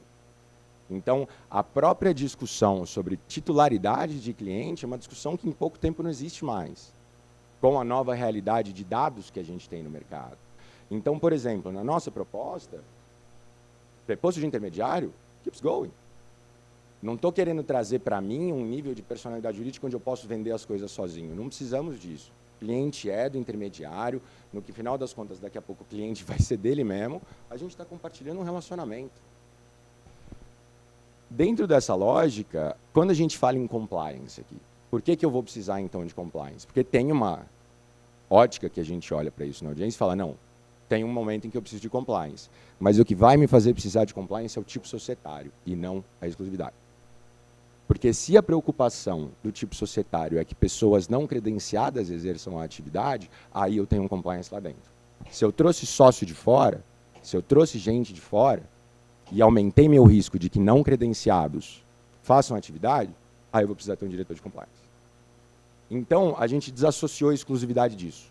A gente associou o tipo societário ao compliance, porque, de novo, partindo da premissa do que foi a própria manifestação da CVM, de que a minha ideia de sociedade simples é evitar isso, quem vai evitar isso agora é o nosso diretor de compliance. Agora, o que esse diretor de compliance está lá para fazer? Né? E ali vale dizer, que deixa eu olhar consultoria, vamos olhar gestora, vamos olhar casa de análise, todo mundo precisa ter diretor de compliance. Nas sociedades menores, nos lugares onde isso é um pouco menor, esse diretor de compliance, ele não faz só compliance, porque não tem nem trampo suficiente para isso. Normalmente, você vai ter uma pessoa que não está no negócio, você vai ter um CFO, todo mundo hoje aqui que é grande já tem um CFO, tem pessoas de controles, pessoas que estão operacionais, não estão no negócio, e essa é a regra, essa pessoa de compliance não poderia estar no negócio, obviamente. Só que ela pode ter outra função, ela pode ser operacional também. Uma gestora é assim, uma consultora é assim, é o CFO, o COO, o CCO, principalmente as menores. Então, quando a gente pensa, quero trazer sócio de fora, quero ter sócio que não é agente autônomo, eu vou ter aqui junto comigo uma pessoa, porque aí que está, né? Quando eu trago sócio de fora, vale a gente pensar que sócio de fora é esse. Posso trazer investidor. Pô, trouxe investidor? Ótimo. Vou falar agora que eu não tenho recursos para contratar um compliance? Acabei de trazer um sócio. Por um outro lado, o próprio risco de eu ter não credenciado atuando faz com que eu precise desse compliance, e aí a gente começa a entrar nessa dinâmica mais econômica de que, teoricamente, você pode ter um aporte, então vai ter mais capacidade de contratação, mas, independentemente disso, a gente tem que admitir outros sócios por sucessão, por perpetuação. A gente tem, nenhum de vocês, infelizmente, tem a opção de deixar a empresa de vocês para os filhos de vocês. E ninguém tem que ter essa obrigação, mas tem que ter a opção. Né? A gente tem no Código Civil toda uma lógica de que eu não sou obrigado a aceitar filho de ninguém, não sou obrigado a aceitar a esposa de ninguém. Mas, de qualquer forma, a gente precisa ter a opção de escolher isso entre os nossos sócios. Então, a ideia do tipo societário, a gente está trazendo muito vinculada a eu posso sim ou continuo sociedade simples, e essa é a segmentação que está sendo proposta. Ela não é por tamanho, ela não é por exclusividade, ela é por tipo societário. Se eu tenho sócios, só agente autônomo, sociedade simples. Agora, se eu quiser transformar a minha atividade em atividade empresária, aí eu trago outros sócios e aí eu coloco esse compliance. Ah, é um compliance para fazer o quê? Para fazer PLD, essas coisas? Gente, estou cheio de corretor aqui atrás de mim fazendo esse negócio. Vamos pensar no custo de observância, vamos pensar em não ficar replicando. Esse compliance está lá para garantir que ninguém não credenciado tem atividade, mas não precisa ficar replicando e fazendo mais um monte de coisa que já tem 3 entidades antes fazendo. Acho que, finalmente, além, né, desse ponto, quando a gente admite, aí entrando um pouco no quesito de transparência, a gente está fazendo a nossa manifestação nessa linha, porque como são 10 perguntas interconectadas, a gente separou em 3 grandes assuntos. Exclusividade, transparência, tipo societário, e agora, finalmente, a questão da transparência. Eu sei que eu estou estourando meu tempo, mas acho que eu me empolguei aqui em pé, então eu já vou terminar. A questão da transparência, a gente concorda, mesma linha, estamos todo mundo alinhado. Aqui a gente está falando de transparência até em alguns níveis adicionais, não só de remuneração, porque nesse novo cenário, sem exclusividade, com escolhas de tipo societário, a gente acha que formulário de referência é um negócio que o cara tem que ter, independentemente do tipo. Porque agente autônomo não tem alguns desses ônus regulatórios que o restante do mercado tem, e transparência faz muito sentido. Quem são vocês? Quem são as pessoas que atuam lá? Quais as corretoras que você trabalha? E aí esse formulário de referência desse agente autônomo, seja sociedade simples ou o sociedade empresária, teria que ter uma informação que é a que a gente sugere, que é o que é o teu best execution. Porque é isso que a gente vai ter que começar a lidar. Estou trabalhando com várias corretoras com renda variável. Qual vai ser o meu processo de escolha de qual eu vou oferecer para o cliente? Eu vou ter que oferecer todas? Vou ter que oferecer a do menor preço? Vou ter que oferecer a do... E aqui vale dizer, Best Execution é um papo normalmente de gestor, de quem decide a corretora. É um papo de buy side. Aqui a gente não está decidindo a corretora, mas a gente vai ter que ter uma política de como a gente demonstra isso para o nosso cliente. Como que a gente vai evitar favorecer uma corretora a outra e como que eu lido com as corretoras que eu trabalho. Então, é um Best Execution sob uma ótica de sell side. Isso a gente vai deixar transparente no nosso formulário. Nossa realidade de compliance, se a gente trouxer o sócio de fora, a gente vai deixar transparente no nosso formulário. E a questão da remuneração, vamos lá, faz todo sentido. Quanto mais eu sou remunerado pela venda de um produto, mais eu estou tendencioso a vender esse produto. Isso vale para o cara da M-Officer, isso vale para o meu mecânico, isso vale para qualquer um. Mas, como disse muito bem o Alexandre, eu não sou o único que estou vendendo esse negócio. Se a gente admite que a remuneração pela venda é conflituosa, e sim ela é, todo mundo que está vendendo tem que abrir. E aí o que a gente sugere é uma alteração da 505, nesse aspecto, que sejam abertos os custos de distribuição, não só o do agente autônomo. Porque a gente entende até que colocar isso só para o agente autônomo é como se, tipo, olha, eu sou a maçã podre do cesto, então eu sou o único que tem que te abrir, mas tem um monte de gente aqui que não precisa. Então, a gente já tem hoje uma ótica de transparência super forte no mundo de fundos, com relação a custos, etc. Vamos trazer essa mesma transparência para cá. Só que vamos falar do total, porque se o fundo X está pagando 25%, 50% de rebate, ele está pagando esse 50% de rebate para a corretora e para o agente autônomo. E eles estão dividindo entre si. Assim como eu tenho a chance, né? E acho que qual que é a cena que a gente imagina que seria importante a remuneração? Pô, você está vendendo um fundo para um cliente, você tem 80% de rebate, e tem um outro da mesma classe que você tem 20% de rebate. Por que será que o cara está me pagando 80% de rebate? Normalmente, uma pessoa que tem dificuldade de ser vendida pela qualidade do que ela faz, incentiva mais o vendedor. Por isso que essa informação é importante para o investidor. Só que a gente tem que entender que essa lógica se aplica inicialmente para a corretora na relação dela com esse ativo. A gente pode muito bem ter um ativo que a corretora está ganhando menos e me pagando mais, e aí parecer que o ativo é ruim, mas eu posso ter o oposto. A corretora cobrou uma cacetada, e aí na negociação comigo eu que me ferrei. Mas o ativo é ruim para cacete, eu continuo ganhando só 10%. Por isso que o custo de distribuição acaba sendo uma informação mais importante, independentemente de como ele é dividido, do que a remuneração do agente autônomo. Porque nós não somos a única ponte da cadeia, a única parte da cadeia. Então, a gente dividiu isso nesses 3 grandes assuntos. A gente tem algumas outras sugestões que a gente dá, com relação especificamente à questão da consultoria. E eu acho que vale dizer isso. A gente tem que lembrar que hoje a gente tem 2 coisas que já foram vencidas e que a CVM já topou, e a gente já conversou e que são muito boas para o mercado, que é, a gente está reconhecido como assessor. Essa palavra é uma palavra que tira o agente autônomo de investimento, que você fica, que porra é essa, né, que você está falando para o seu cliente? Eu estou te dando assessoria. É uma assessoria não independente. E a gente tem que saber que a gente não é independente por definição, e não tem problema. É só a posição de cada um. Por isso que tem independente do consultor. Por que o consultor é independente? Porque ele recebe do cliente e, teoricamente, ele não pode ter vínculo com ninguém dos ativos. Então, ele só tem que recomendar o que é melhor para o cliente. Ele tem a obrigação de conhecer os ativos do mercado. A gente não tem essa obrigação. A gente tem a obrigação, legalmente falando, de vender um ativo que atenda ao perfil de risco do cliente, mas não ter nenhuma obrigação de dependência, porque eu estou vendendo alguma coisa de alguém. Como é que eu vou ser independente? A conversa que a gente fala dentro dessa analogia é o vendedor da Macy's, cheio de roupa, cheio de marca, super especializada a venda, super personalizada, versus um personal stylist. E o personal stylist está cobrando o cara e não tem vínculo com a Macy's. E são só 2 trabalhos diferentes. Não tem um melhor que o outro. Além desse reconhecimento da assessoria, a gente teve na 592 a CVM falando, e isso que a gente não tem muita gente que não percebeu. O agente autônomo teve uma alteração relevante na norma de consultoria. Porque a norma de consultoria traz uma regrinha lá que ela fala o seguinte, não é consultoria de investimento o agente autônomo que estiver falando de mais de um produto, desde que esse produto esteja na prateleira da corretora com quem ele trabalha. Né? Dando uma sintetizada na regra. E aí ela fala o seguinte, toda vez que você, agente autônomo, estiver dando essa informação consolidada, o que é informação consolidada, gente? Óbvio que aqui vou usar um termo, é pizza de alocação. É a mesma coisa que o consultor entrega. Do ponto de vista de entrega, hoje a gente tem esse tipo de capacidade, mas a gente tem a obrigação de escrever embaixo falando essa não é uma consultoria independente. Se você trabalha com vários intermediários, aí vamos pensar nesse cenário, em que a gente tem a quebra da exclusividade, a gente vai estar com uma posição muito parecida, no sentido de poder recomendar muita coisa, só que porque a gente vai ter uma prateleira muito maior de produtos, só que a gente continua na posição do sell side. Então, é só falar para o cliente, olha, está aqui a carteira que eu estou te sugerindo, isso não é uma assessoria independente, eu sou remunerado pelo ativo, mas está aqui.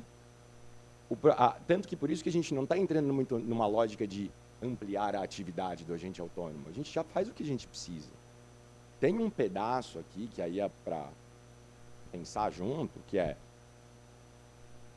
todo mundo lida, e aí vale dizer, né? Podemos pensar na história do agente autônomo que sai querendo dar recomendação, mas a gente tem que pensar ainda mais na história do investidor que vira para a gente e fala, mas e o que eu faço com isso? Porque tem um problema grande nesse aspecto, né? Uma relação que é construída como confiança e, eventualmente, o teu cliente vai te perguntar, pô, eu tenho uns investimentos lá no banco tal, o que você acha? Você acha que eu continuo ou não? E hoje a premissa da norma é que a gente vira e fala, eu não posso falar sobre isso. Sendo realista. E essa é uma resposta que quebra a confiança com o cliente. Óbvio que tem uma versão fantasiosa que a gente pensa, não, aí ele vai mostrar que ele é ético, mas, por um outro lado, dentro desse mercado que a gente mesmo reconhece que é assimétrico, o cliente só não entende, por que você não pode me falar desse negócio? Então, nessa ótica, o que a gente está querendo sugerir aqui é, continuamos no mesmo mundo que a gente está, posso fazer essas recomendações conjuntas de investimentos, na ponta do sell side, falando que não é assessoria independente, como a gente já faz, como a gente já pode. E se o cliente me perguntar sobre algum ativo, quando ele me demandar a minha opinião sobre algum ativo, desde que eu fale, eu não estou te dando assessoria, eu não sou seu consultor, mas deixa eu dar minha opinião. Não é a opinião de compra, vende, falar o que eu acho de um ativo que não está na prateleira, porque, eu tenho credenciamento, eu passei na prova, eu sou investidor profissional. Então, a gente tem a capacidade técnica. O que a gente tem, e essa vai ser a nossa obrigação, é que deixar muito claro que aquilo não é uma consultoria. É deixar muito claro que, olha, não esqueça da minha posição aqui. Quanto mais claro isso fica para o cliente, via formulário de transparência, via formulário de referência, via adoção desse tipo de política interna, a gente consegue ter um mercado em que o cliente entende com quem ele está falando, porque a gente sempre vai ter esse aviso posterior, não esquece que eu não sou seu consultor, isso é um outro trabalho, mas eu não vou mais me colocar numa situação que é a situação que a gente não quer se colocar, já eu não posso falar sobre isso. Então, a gente tem, óbvio, também algumas outras questões adicionais que a gente traz de sugestões da norma, que acho que, como eu já estourei bastante tempo, vale vocês darem uma lida, mas que são aí mais questões conceituais, umas sugestões com relação a outras coisas. E a única que eu queria falar, porque eu sei que interessa para todo mundo, é o lance da portabilidade, que a gente chama de portabilidade informalmente.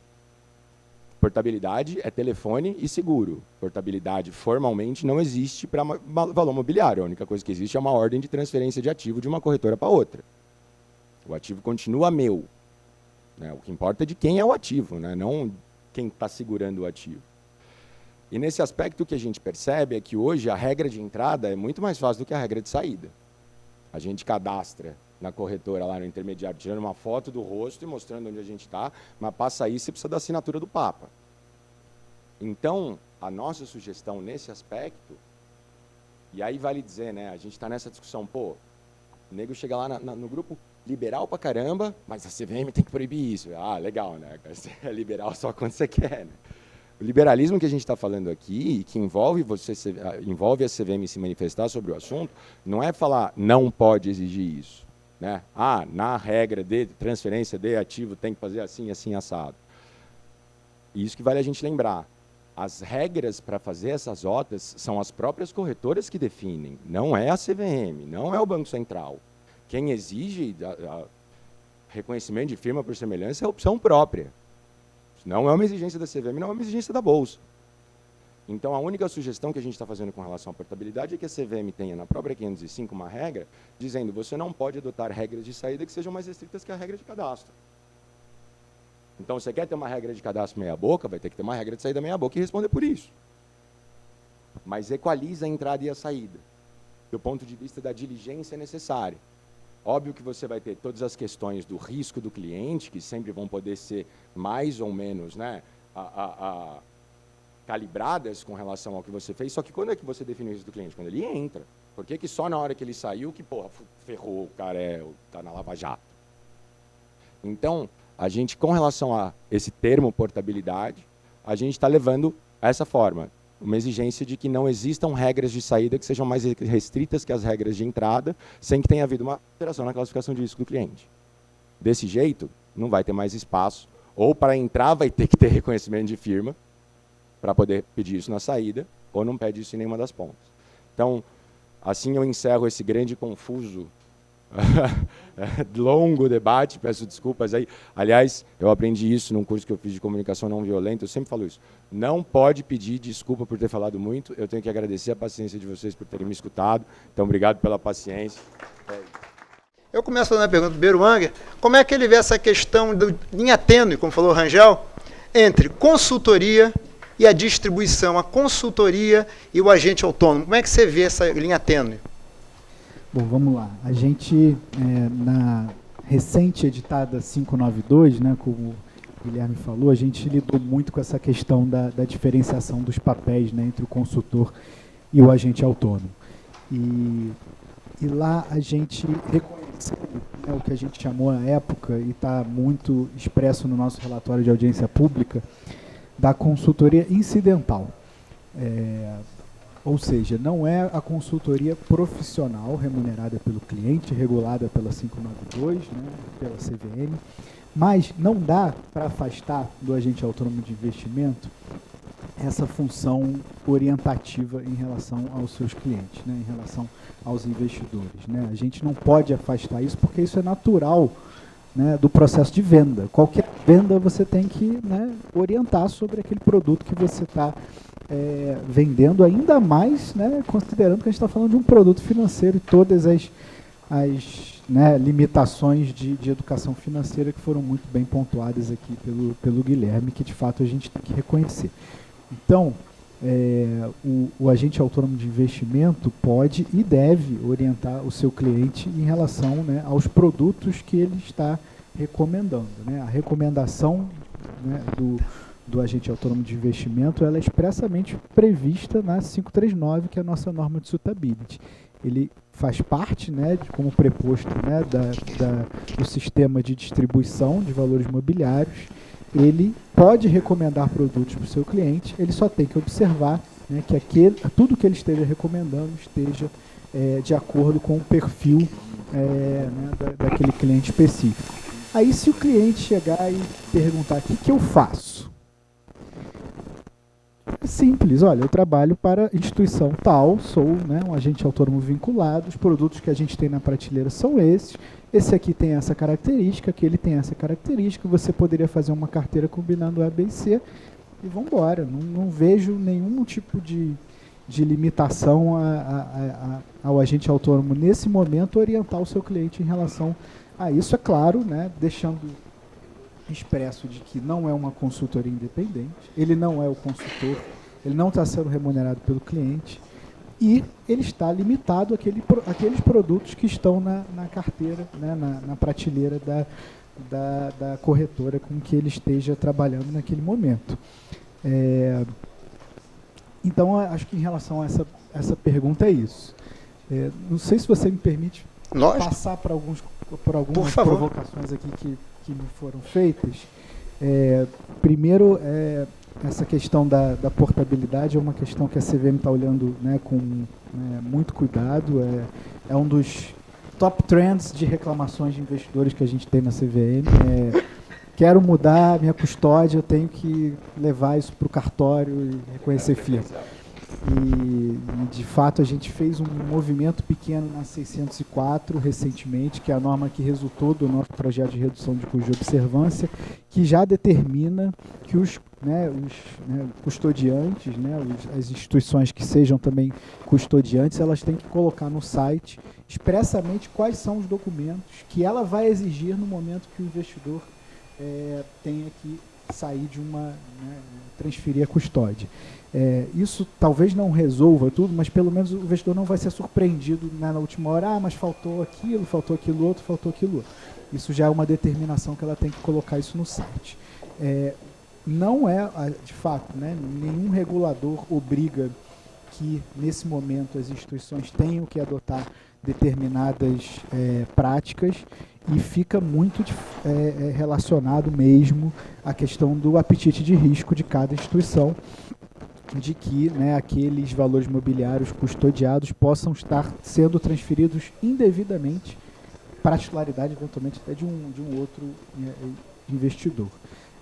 Mas eu acho que é um tema fundamental para que a gente, de fato, tenha uma lupa e facilite essa questão, e a gente está estudando a possibilidade de adotar algo parecido com a portabilidade. Há tempo de discutir isso no meio nessa audiência ainda? Acho que nessa não, mas enfim, essa audiência é algo que a gente vai receber muito de insumo para os próximos passos. Tá. Então, com certeza isso vai ser considerado, já está em estudo internamente. Para a regra, já para a próxima regra. Exatamente, até porque seria uma regra que dá 542, né, a regra de custódia. Então, é lá que a gente endereçaria esse ponto. Outro ponto que eu concordo, acho que a associação do compliance com a discussão do tipo societário me parece ser mais adequada mesmo. Tem uma questão que você pontuou muito, Guilherme, que foi a questão da transmissão de ordem hoje feita do agente autônomo para o intermediário, como isso já está tudo, né, eletrônico. E isso é ótimo, mas o que eu acho que vocês deveriam considerar é o seguinte: a maior fonte de reclamação e de incidência de MRP é na passagem da ordem do cliente para o agente autônomo, e não do agente autônomo para a corretora. Então é um passo antes. É aquela ordem que eventualmente o cliente vai alegar que ela não ocorreu, que ele não fez aquela ordem.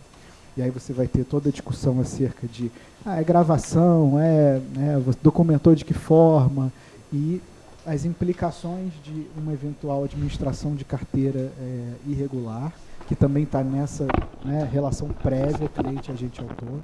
E são essas as grandes questões que você acabou endereçando de alguma forma por meio da vinculação única, né?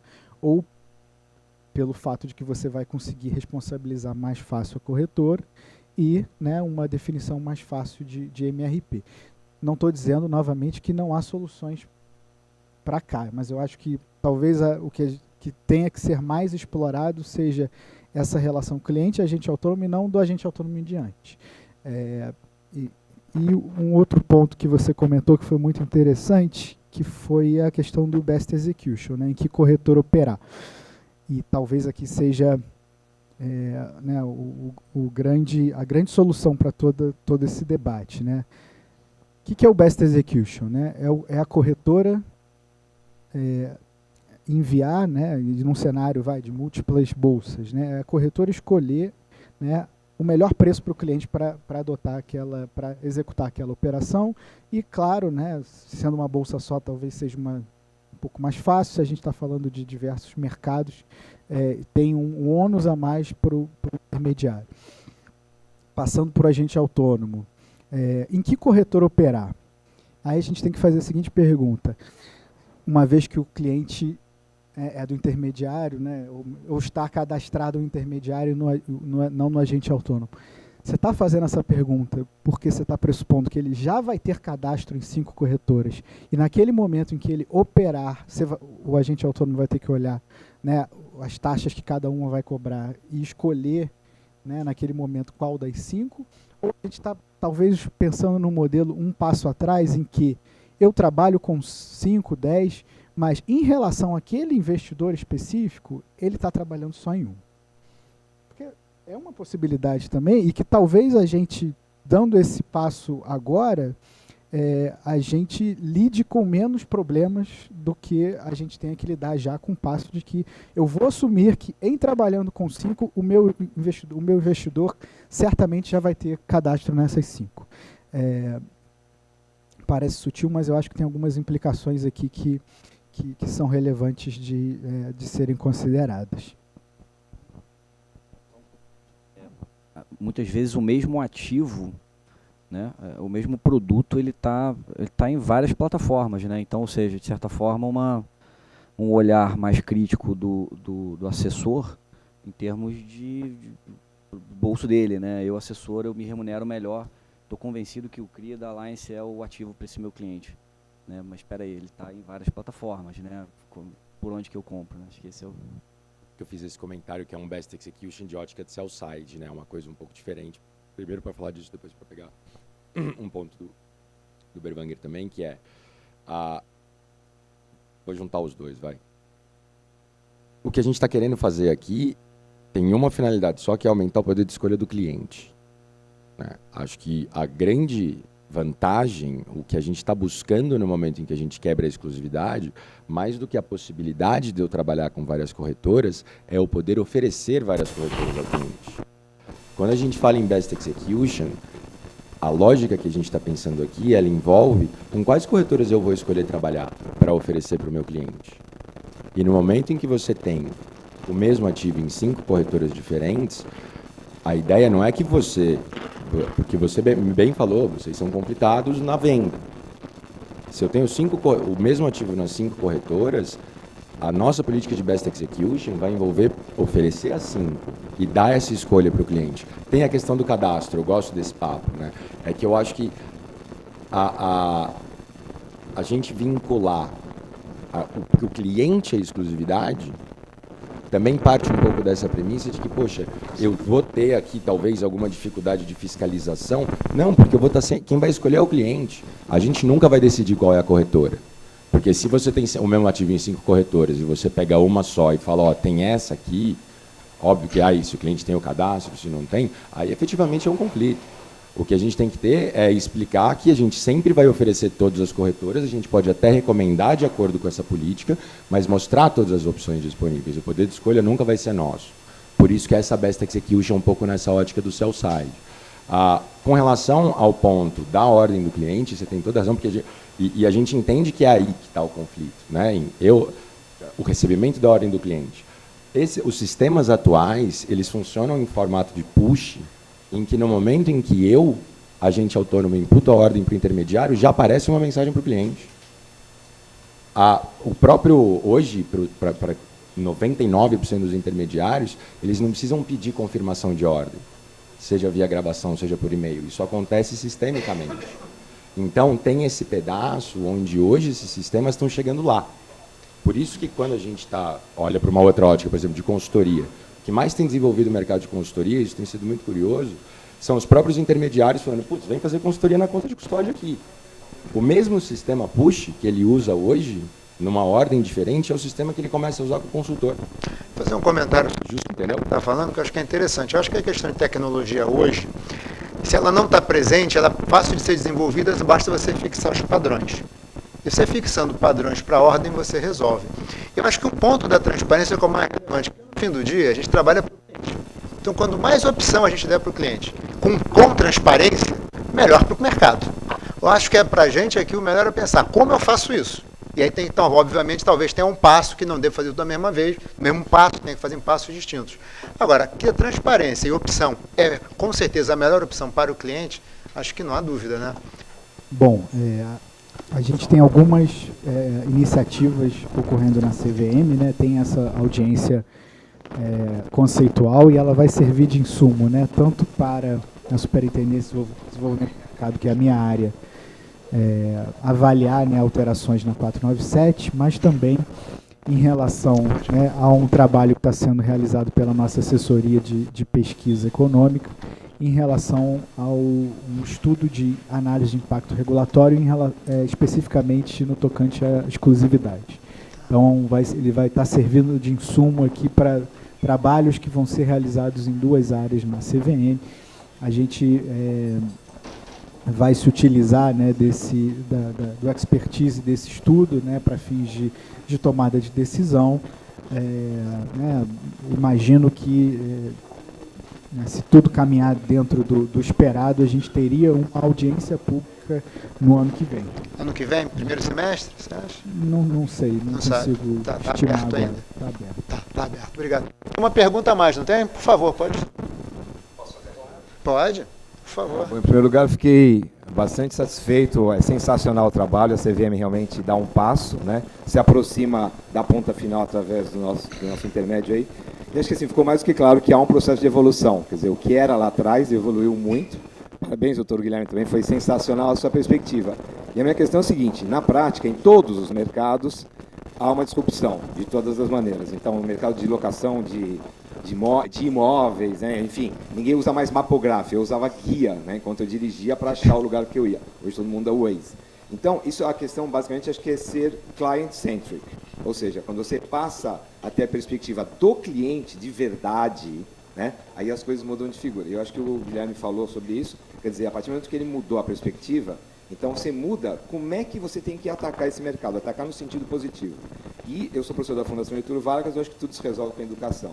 Então, a primeira pergunta é, a CVM, eu sei que tem iniciativas, né, como você estava me falando, mas eu acho que basicamente o nosso trabalho, até na ponta final, tem que ser educacional. Ou seja, quanto mais qualificado tivesse investidor, que estava acostumado a não fazer nada, essa é a realidade, ele ganhava dinheiro sem fazer nada, ele tem que agora buscar mais risco, enfim, se adequar mais para ter mais rentabilidade. Então, a minha questão, eu acho que é essa, se a gente tem esse consumidor educado, evoluindo, então automaticamente a própria necessidade de compliance é menor, porque ele é um instrumento de compliance. Ele está fazendo a defesa dos seus próprios interesses.